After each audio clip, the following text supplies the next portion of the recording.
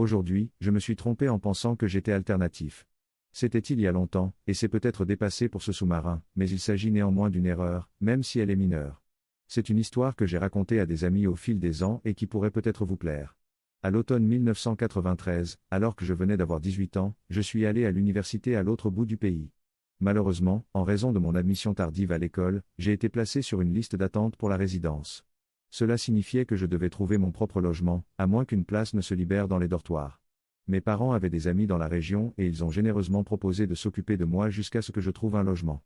Ils avaient 2 fils, l'un diplômé l'année précédente et l'autre qui commençait sa dernière année. Ils ont été d'une aide précieuse dès le départ, m'ont fait visiter la ville et m'ont aidé à m'y repérer, m'ont même fait entrer en douce dans quelques bars et m'ont donné la confiance nécessaire pour aborder quelques filles. Après quelques jours passés à consulter les annonces dans le journal et à participer aux activités de la semaine des débutants, j'ai découvert le bureau des logements hors campus de l'université. J'y suis allé pour consulter les tableaux d'affichage des annonces de recherche de colocataires, etc. Et j'ai remarqué que certaines mentionnaient qu'elles recherchaient des colocataires qui aimaient un style de vie alternatif. Parfait, me suis-je dit, j'aime Pearl Jam et Nirvana. J'adore la musique alternative. Je me suis donc concentré sur ces annonces et j'ai ignoré tout le reste. Je suis ensuite retourné à l'endroit où je logeais et j'ai passé mes appels ce soir-là. C'est assez évident maintenant, mais j'ai dîné avec ma famille d'accueil qui m'a demandé comment se passait la recherche d'appartement. Je leur ai dit que j'étais super content parce qu'il semblait qu'il y avait beaucoup de gens qui partageaient les mêmes idées et qui étaient alternatifs comme moi. Kevin, le fils aîné, s'est arrêté de manger et m'a regardé avec curiosité. Qu'est-ce que tu veux dire ? Eh bien, il y avait pas mal d'annonces qui cherchaient des colocataires pour des styles de vie alternatifs, et j'adore la musique grunge et la scène de Seattle. Un sourire en coin se dessine sur son visage. Tu sais que ça veut dire qu'ils sont gays, non ? Je n'aime pas la musique grunge. Je suis mort. Tout le monde a ri. Non pas que j'ai un problème avec le fait que quelqu'un soit gay, mais ce n'était pas nécessairement la scène dans laquelle je voulais entrer à la sortie du lycée, en voulant faire la fête et rencontrer des filles dans une ville toute neuve où je ne connaissais personne. Et je n'étais probablement pas non plus le colocataire qu'il recherchait. Je me suis senti complètement idiote de ne pas l'avoir su. La bonne nouvelle, c'est que le lendemain, alors que je m'apprêtais à retourner au bureau des logements pour réessayer, j'ai reçu un appel des services aux étudiants m'informant qu'une place en résidence s'était libérée, et j'étais donc prête. Trop long. Je n'ai pas lu. Dans les années 90, style de vie alternatif ne signifiait pas musique alternative.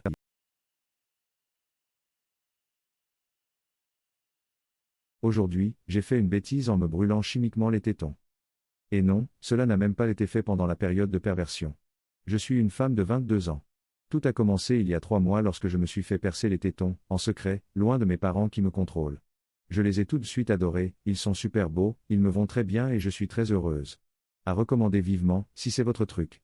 Le seul problème des piercings au mamelon est bien sur le temps de cicatrisation très long, il faut en général près d'1 an pour cicatriser. Cela signifie qu'il peut y avoir de temps en temps de petites irritations, et qu'il faut simplement garder les zones propres et protégées. Cette semaine, j'ai dû faire face à une infection assez persistante. J'avais lu dans plusieurs sources qu'une plaie guérissait mieux lorsqu'elle était désinfectée et maintenue humide grâce à un bandage Band-Aid. Après avoir essayé de plier des pansements carrés sur mes mamelons, j'ai eu une idée, utiliser des caches mamelons à la mode. Elles sont circulaires. J'ai aspergé mes piercings de désinfectant et j'ai laissé les caches tétons en place. Pendant 2 jours. J'ai supposé que plus ils restaient longtemps en place, plus l'humidité était importante, mieux le corps pouvait guérir. Grosse erreur. La colle a fusionné avec la peau de mes mamelons. Je vous le dis, ces protections se sont accrochées à mes seins et n'ont pas voulu les lâcher. J'ai dû les arracher lentement et douloureusement, tandis que la peau de mes mamelons s'arrachait, laissant des plaques de peau à vif à la place de mes mamelons. Je vois maintenant des plaies ouvertes et je me dis, pourquoi ne pas vaporiser tout ça avec un peu plus de désinfectant ? C'est ce que j'ai fait. Et je suis allé directement en cours, en ligne. Et oh mon Dieu, c'était une idée stupide. Pendant que le professeur parlait, j'ai eu l'impression que mes mamelons étaient brûlés par des flammes blanches. La peau s'est ratatinée, s'est couverte d'ampoules, a gonflé et est devenue rouge, et la douleur était si intense que j'avais du mal à respirer. Finalement, j'ai dû expliquer à mes parents pourquoi j'avais appelé des médecins et des infirmières tout l'après-midi et pourquoi j'avais été renvoyé aux urgences. Ce n'était pas ainsi qu'ils étaient censés découvrir mes piercings. Ils n'étaient pas contents. J'ai l'impression que quelqu'un a essayé de dessiner une paire de nichons, mais que les mamelons sont beaucoup trop gros et qu'ils sont totalement inégaux et bosselés. Ils sont tout brûlés et boursouflés et ressemblent au visage de Zuko s'il avait été brûlé des 2 côtés. Une leçon apprise, ne pas vaporiser d'antiseptique sur une peau à vif. Trop long. Je n'ai pas lu. J'ai aspergé d'antiseptique mes piercings et la peau à vif environnante, après l'avoir retiré des pansements, et j'ai brûlé chimiquement mes mamelons.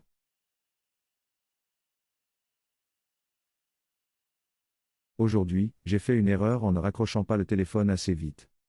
Mon père et moi étions au téléphone, sur haut-parleur, parce que je suis malentendante et que j'aime jouer à des jeux pendant un appel, et mon mari est sorti de la douche, s'est assis et a écouté pendant un moment.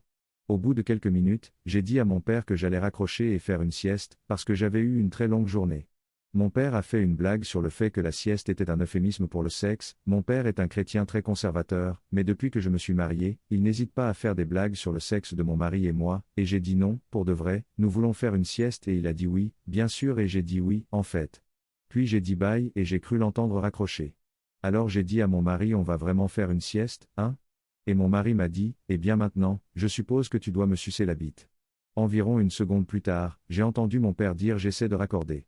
Je suis mortifié et mon mari encore plus, mais je ne peux pas m'empêcher de rire parce que c'est la chose la plus drôle qui soit arrivée dans ma vie. Trop long. Je n'ai pas lu. Je n'ai pas raccroché le téléphone et mon père a entendu mon mari me dire de le sucer.